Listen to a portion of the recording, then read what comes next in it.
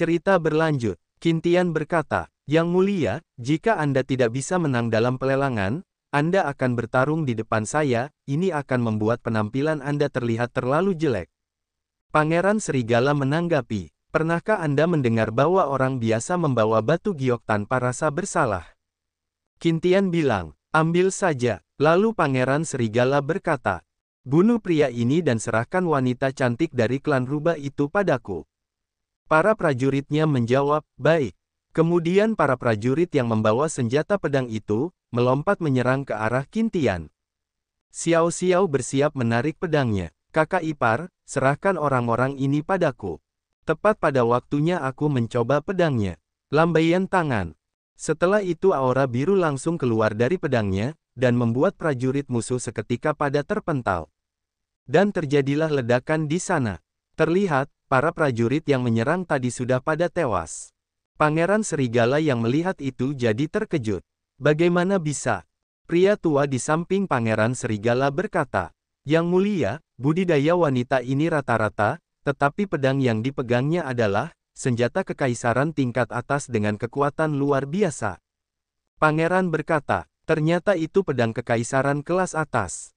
Bisakah Anda mengatasinya, Tuan Gan?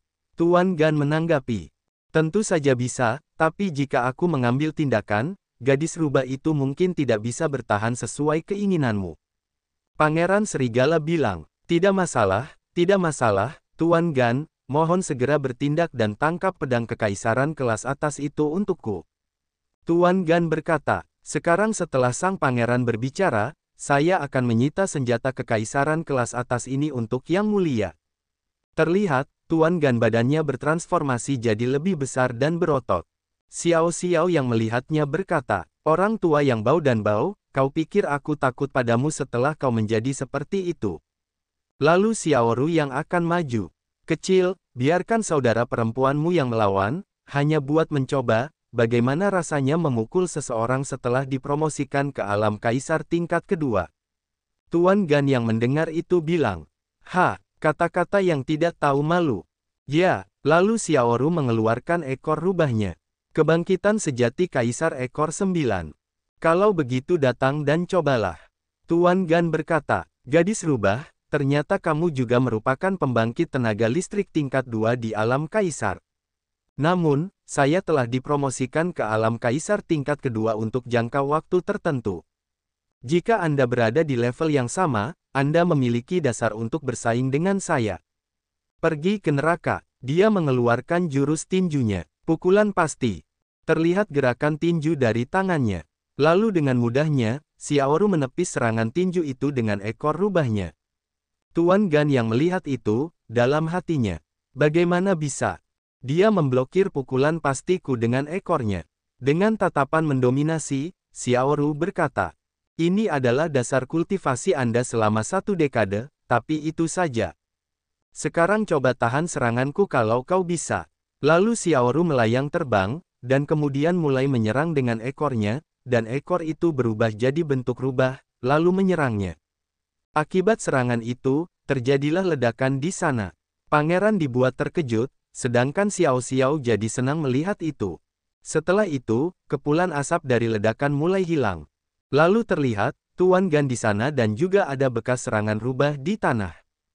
Tuan Gan mengatakan, gadis rubah, sudah berapa lama sejak Anda dipromosikan ke alam kaisar tingkat kedua? Terlihat, kaki Xiao Ru sudah mendarat ke tanah. Dia menjawab, 1 hari. Tuan Gan berkata, ini tidak mungkin. Saya telah berlatih di alam kekaisaran tingkat kedua selama 1 dekade. Hilang seperti ini. Terlihat, Tuan Gan sudah kalah di sana, dengan posisi berlutut. Xiao Ru masih berdiri melihatnya. Pangeran Serigala yang melihat itu bilang, Tuan Gan sebenarnya dikalahkan dengan 1 gerakan. Dalam hatinya bilang, tidak, aku harus lari. Terlihat, dia melarikan diri dengan ketakutan. Lalu Qintian yang sudah membawa pedang menghadangnya. Yang Mulia, Anda ingin pergi tanpa memberi saya penjelasan. Lalu pangeran bersujud bilang, saya salah, saya seharusnya tidak melihat Danyan terbuka dan serakah. Wanita, aku akan kembali ke istana sekarang. Aku akan memberimu semua wanitaku. Keterampilan mereka dalam melayani orang di tempat tidur pasti lebih baik daripada rubah betina di samping Anda. Xiaoru yang ada di sana terlihat marah. Apa yang dia katakan? Xiao Xiao bilang, monyet makan di tempat tidur. Qin Tian berkata, seorang pria terhormat tidak akan mengambil apa yang disukai orang lain, jadi menurutku yang mulia putra mahkota sebaiknya menebusnya dengan cara lain. Pangeran Serigala menanggapi, oke. Apapun yang kamu inginkan, aku bisa memberikannya padamu. Lalu Qin Tian menusuk dadanya dengan pedang. Setelah itu, Qin Tian mencabut pedangnya.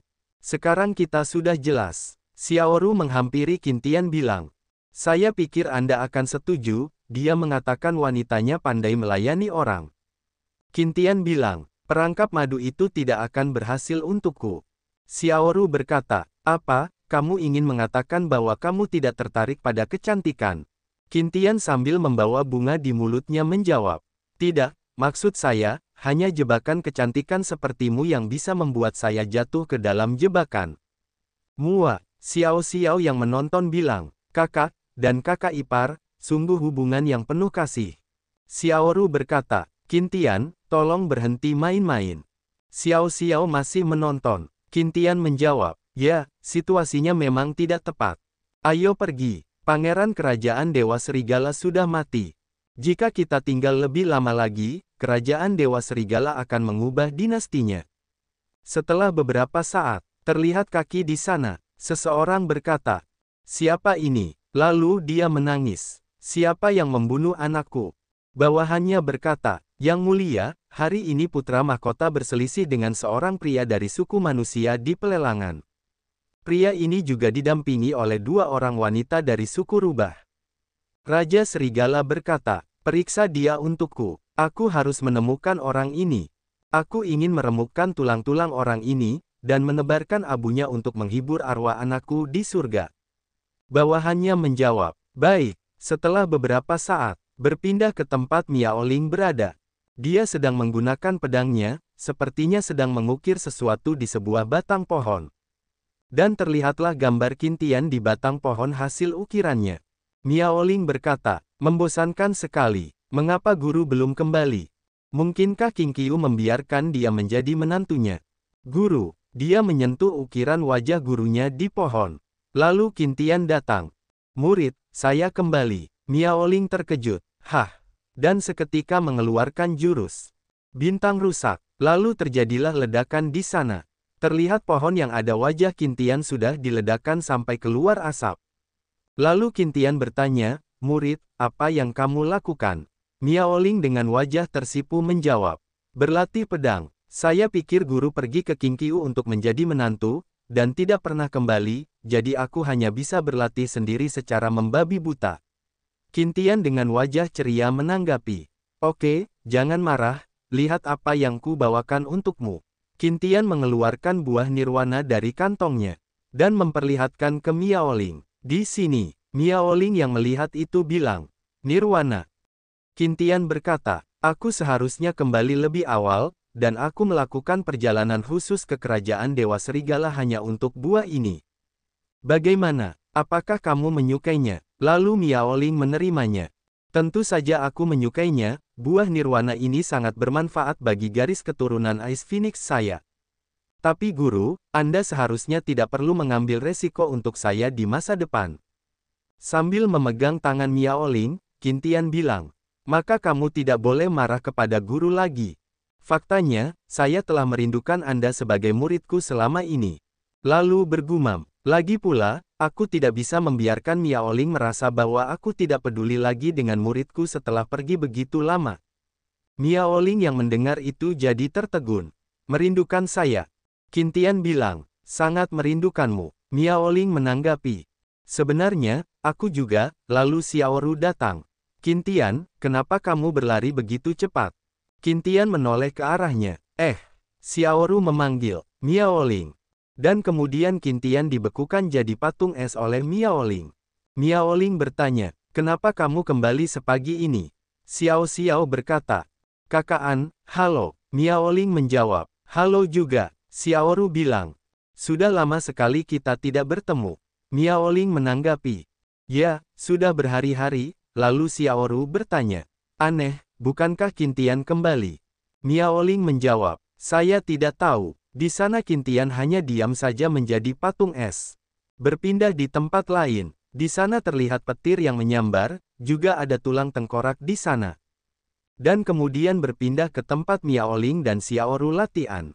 Miaoling bilang, bintang yang rusak. Xiaoru berkata, cakar setan surgawi. Dan kemudian terjadilah ledakan di sana. Terlihat, Miaoling dan Xiaoru terlihat seimbang saat berlatih bertarung adu kekuatan mereka. Miaoling bilang, kekuatanmu meningkat cukup cepat kali ini. Xiaoru menanggapi, terima kasih kepada Qintian karena telah menyempurnakan ramuan kekaisaran bermutu tinggi untukku, aku telah mampu menerobos ke alam kekaisaran tingkat kedua. Lalu Miaoling menoleh ke arah Qintian yang sedang makan semangka di atas pohon. Tuannya sangat baik kepada Xiaoru, bahkan aku, muridnya, belum meminum ramuan tingkat tinggi tingkat kaisar. Qintian bilang, faktanya, ramuan tingkat kaisar bukanlah masalah besar. Tunggu sampai saya menyempurnakan ramuan tingkat tertinggi untuk Anda ambil. Kultivasimu akan segera menyusul Xiaoru. Miaoling bertanya, Guru, apakah Anda masih dapat menyempurnakan ramuan tingkat tertinggi?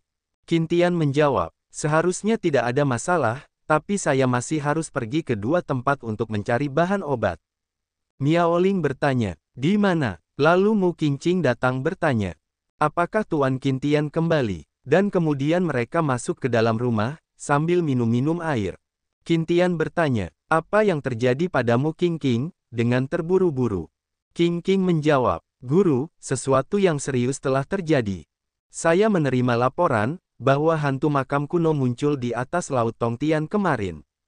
Menurut catatan kuno, ini adalah tanda bahwa makam tertinggi akan segera lahir, jadi saya segera datang untuk memberi tahu guru. Miaoling berkata, hantu makam kuno di atas Laut Tongtian, maka lokasi makam tertinggi ini kemungkinan besar berada di Pulau Dewa Iblis. Qintian bergumam, Pulau Dewa Iblis, bukankah ini tempat di mana akar Tianbu dan buah Phoenix Vermilion diperoleh? Lalu bertanya, Miaoling, apakah kamu pernah ke Pulau Dewa Setan? Miaoling menjawab, tidak, bagi umat manusia, pulau ini adalah tempat yang berbahaya, dengan banyak kaisar iblis yang duduk di sana. Di antara mereka, yang terkuat, Jiu Yulong, adalah eksistensi setengah langkah tertinggi di kehidupan saya sebelumnya. Qingqing berkata, setengah langkah tertinggi, Pulau Dewa Iblis ini benar-benar berbahaya dan menakutkan. Anggap saja makam agung ini tidak ada, tolong jangan pergi ke sana. Qintian menanggapi, tidak, aku harus pergi ke Pulau Dewa Iblis ini. Pulau Dewa Iblis memiliki bahan obat yang saya perlukan untuk menyempurnakan ramuan tingkat tertinggi, ditambah makam tertinggi yang akan datang, kali ini aku bisa membunuh dua burung dengan satu batu, aku tidak boleh melewatkannya. Miaoling berkata, aku ikut denganmu. Xiaoru bilang, aku akan ikut denganmu juga. Qintian menanggapi, tidak. Miaoling juga baru saja mengatakan bahwa Pulau Dewa Iblis adalah tempat yang berbahaya, dan terlalu berbahaya untuk pergi ke sana dengan tingkat kultivasi Anda saat ini. Terlebih lagi, kami telah membunuh Pangeran Kerajaan Dewa Serigala sebelumnya. Jika Kaisar Dewa Serigala mengetahui kebenaran dan datang untuk membalas dendam, Xiaoru harus tetap waspada. Miaoling dan Xiaoru berkata, tetapi, Qintian bilang, jangan khawatir, jika kekuatan tempur tertinggi Pulau Dewa Iblis hanya setengah langkah tertinggi, saya seharusnya bisa mengatasinya. Tunggu saja kabar baikku. Chapter berganti. Qintian terbang menaiki pancinya, pergi ke Pulau Dewa Iblis. Dia berkata, Pulau Dewa Iblis ini cukup besar. Di mana saya bisa menemukan akar butian dan buah Phoenix Vermilion. Tapi meski begitu, Pulau Dewa Iblis ini bukanlah tanah kosong. Dimanapun ada obat peri, monster di pulau pasti akan mengetahuinya. Jika aku menangkap mereka dan bertanya kepada mereka, mereka akan mengetahuinya. Wuhu, lepas landas. Terlihat, Qintian masih terbang dengan pancinya. Berpindah di suatu tempat, monster ular itu seperti menangkap anak kecil di sana. Pergi lebih cepat dan jangan buang waktu. Anda tidak akan bisa beristirahat sampai Anda menemukan 10 ramuan hari ini. Lalu gadis kecil itu menunjukkan lokasi ramuan itu. Di sana, Dan kemudian, monster ular itu melihat ke arah yang ditunjukkan gadis kecil tadi. Ada sebuah bunga di seberang sana. Lalu manusia ular itu mengambilnya dengan menjulurkan lidahnya yang panjang. Dan dia berhasil mencabut tanaman itu. Setelah melihat tanaman itu dari dekat, monster ular itu berkata, "Ini sebenarnya adalah rumput misterius milenium berumur 1000 tahun. Ini adalah benda kecil yang sangat berguna untuk berburu harta karun." Raja pasti sangat senang melihatnya. Lalu gadis kecil itu berbalik arah pergi. Monster ular itu melihatnya. "Hah, ingin lari? Membiarkan kau kabur, Kaisar Iblis, bisa mengulitiku hidup-hidup." Lidah monster ular itu mengejar gadis kecil yang berlari. Dan lidahnya melilit kakinya. Monster ular itu bilang, "Aku akan memasang rantai padamu saat aku pulang malam ini, dan melihat bagaimana kamu melarikan diri di masa depan." Gadis kecil itu bilang, "Ini sudah berakhir." Lalu Qintian datang dan menebas monster ular itu. Dan menjemput anak kecil itu. "Jangan takut, aku tidak akan menyakitimu. Sekarang kamu sudah bebas, jangan sampai tertangkap oleh monster jahat lagi." Gadis kecil itu melihat ikatan tali di badannya sudah dilepas. Qintian bergumam, "Gadis ini, tidak bisakah dia berbicara?" Lalu dia terkejut. "Ops, aku lupa menanyakan keberadaan Butian Gen dan Phoenix Suguo. Aku harus mencari monster lain lagi untuk bertanya. Lihat ingatan burukku. Masalahnya, ini terlalu merepotkan. Lain kali harus bersikap lebih lembut." Terlihat, gadis kecil itu memegang tangan Qintian. "Saya tahu di mana Butian Gen berada." Qintian bertanya, "Bisakah kamu benar-benar berbicara?" Gadis kecil itu menjawab, "Saya, klan Qilin, terlahir dengan bakat berburu harta karun. Mo Yuan, Kaisar Iblis menangkapku supaya aku bisa menemukan obat mujarab untuknya. Saya telah menemukan Butian Gen untuknya sebelumnya." Qintian bertanya, "Apakah itu berarti akar Tianbu ada di tangan Kaisar Iblis? Itu akan menyelamatkan masalah dan membunuhnya secara langsung." Gadis itu berkata, "Kakak, Kaisar Iblis sangat kuat dan memiliki kekuatan alam Kaisar tingkat ketiga. Saya dapat membantu Anda menemukannya di pulau itu lagi." Lalu Qintian menyentuh kepalanya bilang, "Karena kamu memanggilku kakak, kamu akan menjadi adikku mulai sekarang. Bolehkah saya mengetahui namamu?" Gadis itu menjawab, "Tidak." Qintian bertanya, "Tanpa nama?" Dalam hatinya bilang, "Ya Tuhan, sungguh menyedihkan gadis kecil yang kutemui. Dia diambil dari usia muda dan bahkan tidak pernah punya nama." Lalu Qintian berkata, "Maka Anda dapat menggunakan nama belakang saya mulai sekarang, panggil saja kamu Qin Anan." Gadis kecil itu bertanya, "Qin Anan?" Qintian bilang, "Ya, Anan, bawa aku mencari Kaisar Iblis, yang berani memperbudak adikku. Akun ini harus diselesaikan dengannya." Berpindah ke sebuah tempat Kaisar Iblis. Kaisar Iblis bicara, "Sepupu, kamu seharusnya datang ke tempatku sejak lama. Apa gunanya tempat kumuh di Dongzu itu?" Raja Iblis Kera menanggapi, "Sepupu, kamu tidak tahu, karena ada master dari puncak pedang tersembunyi dari Sekte Pedang Kunlun di benua tengah. Saya ditangkap oleh Sekte Pedang Kunlun dan mengalami banyak pelecehan. Saya baru saja menemukan peluang dan berhasil melarikan diri."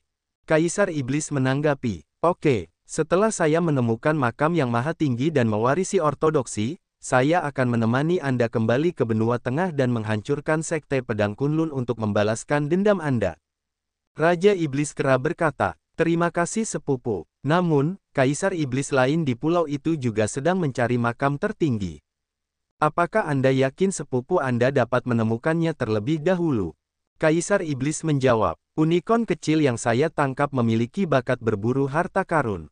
Bagaimana mereka bisa menemukannya sebelum saya?" Raja Iblis Kera berkata, "Setelah sepupuku mewarisi garis keturunan makam tertinggi, bukankah dia akan dipromosikan menjadi yang tertinggi? Gelar Kaisar Iblis harus diubah menjadi Dewa Iblis." Kaisar Iblis tertawa, "Haha, saudaraku, aku tidak akan memperlakukanmu dengan buruk ketika saatnya tiba." Lalu bawahannya melaporkan, Kaisar Iblis sedang dalam masalah, dan seorang biksu manusia datang dan berkata dia ingin membalaskan dendam saudara perempuannya. Kaisar Iblis bertanya, "Adiknya, saya hanya tertarik pada monyet betina dan tidak pernah menindas manusia wanita." Lalu Raja Iblis Kera berkata, bahkan manusia biasa pun berani menghina kepolosan kakakku. Aku akan mengajarinya bagaimana menjadi pria baik.